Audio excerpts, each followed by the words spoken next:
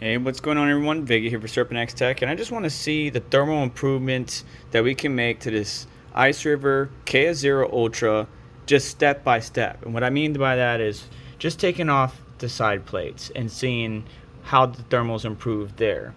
There's one on each side, 4 screws each.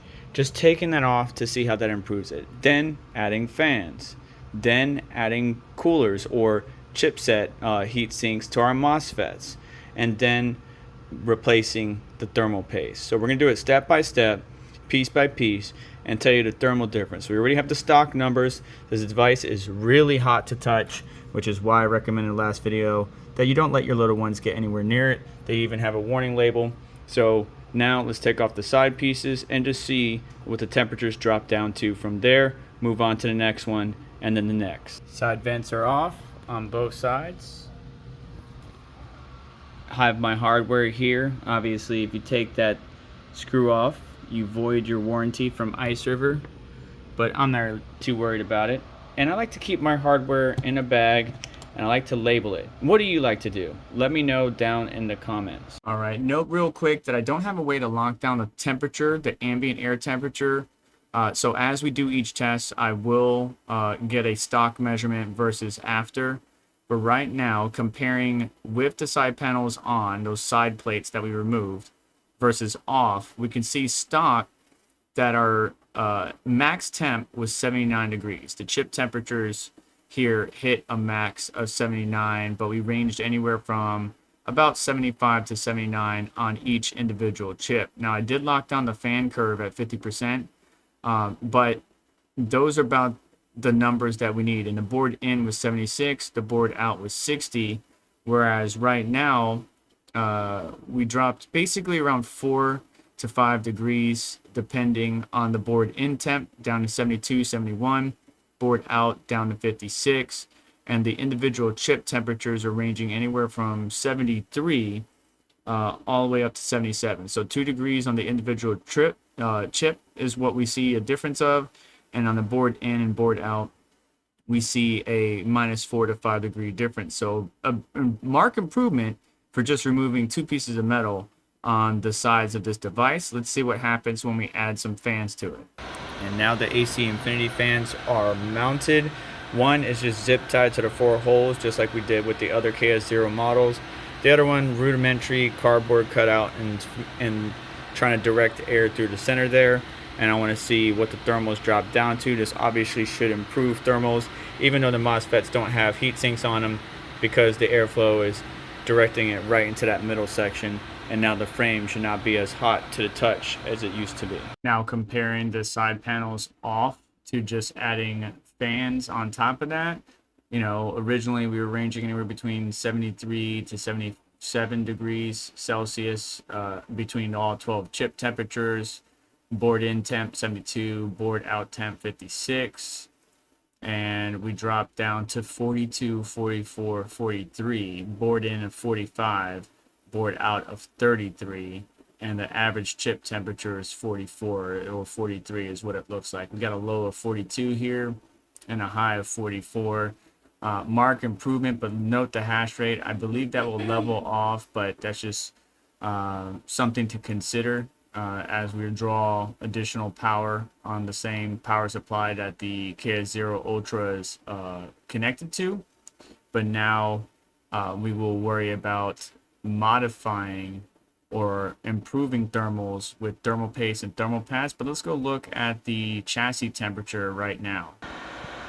Chassis temperature, where it was hitting 67, 66 up here, is now at 34.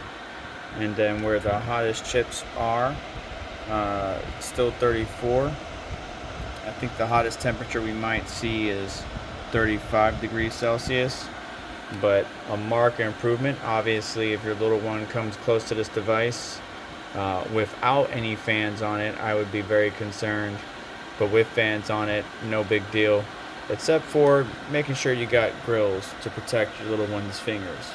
Now, let's tear this down and improve the thermal pads and thermal paste. All right, so I took 2 data sets on the fans with side panel. Right now we're looking at everything we've done so far with just the side panels off and the fans added to the device. Something to note is the hash rate is diminishing the cooler we are keeping this device. And we're going to talk more about that in a second. Now, I didn't show the teardown process, but that will be in a different video. And I've already performed another video where I go through all the thermal improvement mods that you could do to these devices, whether it's the KS0, KS0 Pro, Ultra, and the AL0, and any future models that are exactly the same type of miner. But we could see here on the chip temperatures that our hottest cores were 7 and 12 at 46, and we're averaging around 45 degrees Celsius on the chips. And then our inboard temperature was 47 and our outboard temperature is 35. But now, not only do we have a lower hash rate of 320 gigahash, but our lowest temperature is almost 40 degrees Celsius. Let's just say our average temperature is 42, inboard temperature 46, outboard temperature 36. So we did improve chip temperature by about 2 to 3 degrees Celsius. But more importantly, what we did here is improve our thermal headroom. Now, on the stock firmware, yes, we're losing hash rate because it seems that this device likes thermals. And what I mean by that is the stock thermals, while they were sitting around 75, 77, 76 degrees Celsius, we were getting that 400 gigahash and thereabouts. But then when we started taking the side panels off, we started dropping down 380. And then the side panels off with the fans, 360-ish. And now we're sitting at 320. So with improved thermals on the stock firmware, you're going to reduce your hash rate, which seems kind of weird.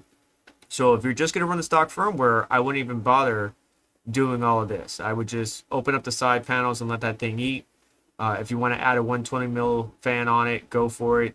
But if you're on the stock firmware, improving your thermals is not going to do anything. The thermal improvements is what's going to let you be able to modify and push the limits of these miners, which is what we're going to be doing in the future. We're doing all of this, and I just wanted to give you this data as we did it, because we're going to be applying a third-party firmware update.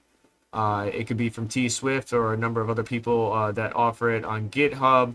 There is some concerns about the firmware, being malicious in nature. So obviously do it from trusted people or people that are established in the industry.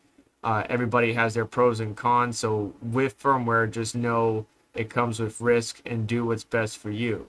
But I will be testing that out in a separate video just to see what the max is on this particular device. So stay tuned for that. Now, with that all said, I would say leaving it stock is probably the best way to go. You're not modifying it, you're not opening it, you're not voiding your warranty if you're not in the USA, where you can fight the void if removed bull crap, and just leave it stock and let it eat. 400 gigahash, 100 watts, can't complain.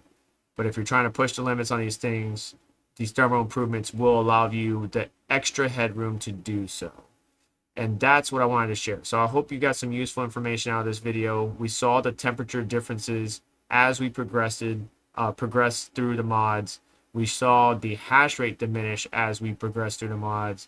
Let me know your thoughts down in the comments below. And do me a favor on the way out. Hit the like button, get subscribed, hit the notification bell to stay up to date. So let's check out additional links in the description to help support the channel and what we do here. And I'll catch you in the next one. Take care.